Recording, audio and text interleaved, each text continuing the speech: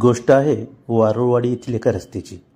मे 2023च्या शेवटच्या आठवड्यात वारुळवाडी हद्दीतील सहानी वस्ती ते पुणे नाशिक महामार्गाला पोलीस ठाण्याच्या समोरील बाजूस निघणाऱ्या रस्त्याचे आमदार निधीतून डांबरीकरण करण्यात आले होते। त्यानंतर लगेचच या रस्त्यावरील डांबराचे अस्थिरीकरण निघून ठिकठिकाणी खड्डे पडले होते। ही बाब त्यावेळी स्थानिक प्रशासनाने सार्वजनिक बांधकाम विभागाचे नारायणगावचे सहाय्यक अभियंता ज्ञानदेव रायकर यांना ध्यानात आणून दिली होती।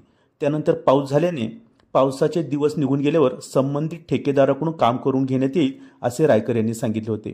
मात्र 5 महिन्याचा कालावधी उलटूनही या रस्त्यावरील निघालेले डांबराचे अस्थिरीकरण दुरुस्त करण्यात आलेले नाही।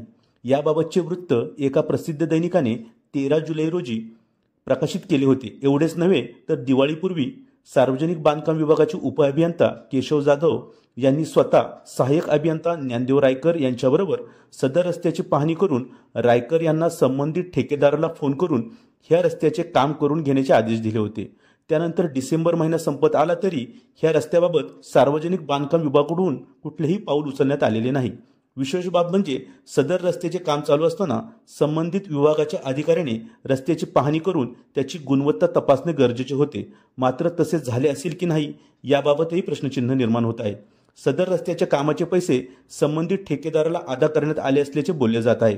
एकतर रस्त्यांना निधी लवकर पडत नाही व निधी मिळाल्यानंतर रस्ता अशा प्रकारचा झाला तर तो रस्ता नक्की कोणाच्या फायद्याचा असा प्रश्नचिन्ह उपस्थित होत असून आमदार निधीतून सदर रस्ता करण्यात आल्याने आमदार साहेब आता तुम्हीच काय ते पहा असे येथील नागरिक बोलत आहेत। Day to day news Narayangaon.